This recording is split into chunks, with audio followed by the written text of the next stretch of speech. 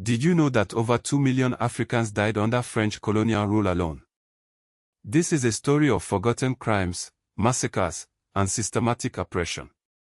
We are diving into the dark history of colonial Africa, exploring atrocities that have been buried, downplayed, or outright ignored.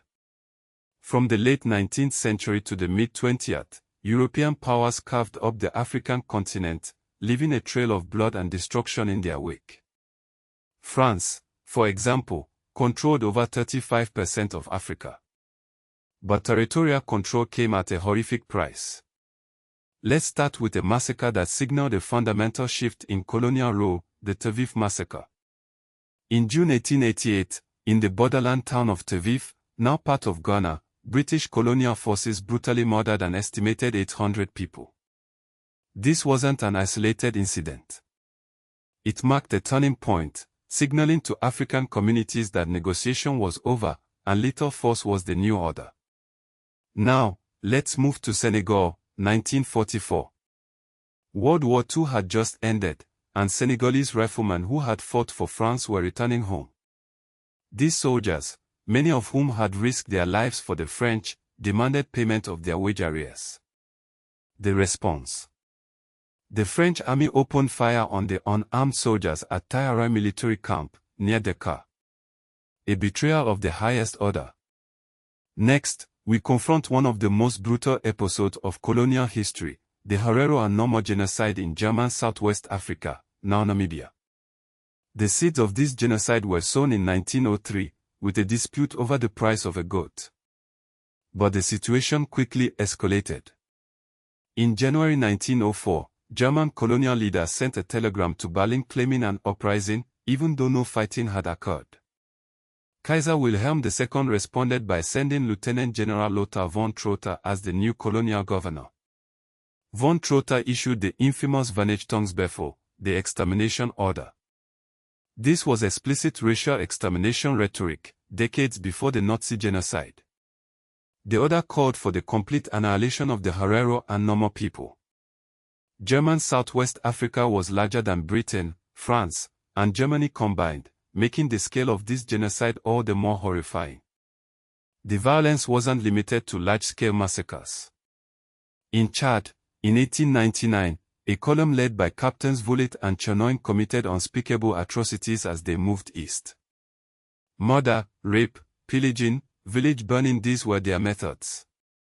Later, colonial troops assassinated the Agwet, the military chief of Dokom, and his men. 56 people were killed, along with over 20 Islamic scholars. These captains had already earned reputations for brutality during the conquest of the Mossi Kingdom, suggesting a culture of tolerance, or even encouragement, of extreme violence within the colonial administration. Gorée Island in Senegal is often remembered as a major departure point for slaves during the transatlantic slave trade. But the island's role continued well into the 19th century.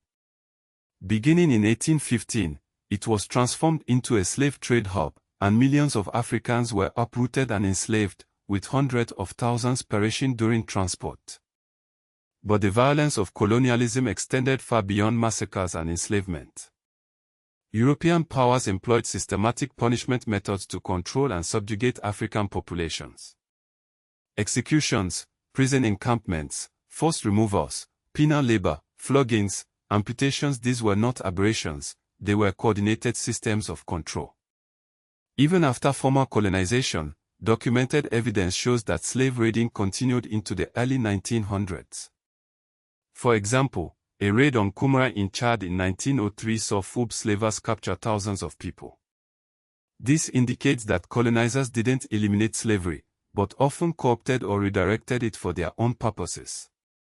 The connections between colonial violence and later systems of oppression are undeniable. German Southwest Africa later came under South African administration, placing it under Dutch and British settler descendants who formalized apartheid in 1948. This created a direct lineage between German colonial genocide and systematic racial apartheid. The Tavif massacre marked a crucial moment. It was when European colonial administration shifted from negotiation to lethal force, signaling a fundamental change in the political order. The Herero and Norma extermination order represents one of the first documented instances of explicit racial genocide rhetoric in modern history, predating Nazi atrocities by decades. The Vernichtungsbefehl established a chilling template for state-sanctioned racial extermination.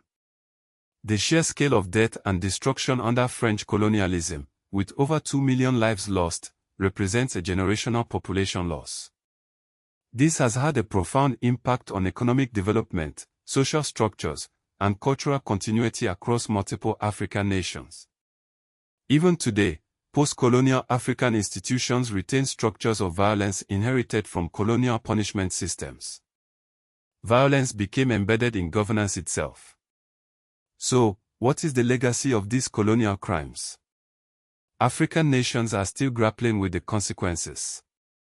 There's a growing reparations movement, demanding recognition of colonial crimes, reparations from former colonial powers, and formal apologies from European governments. The economic plunder during colonialism created wealth extraction patterns that persist to this day.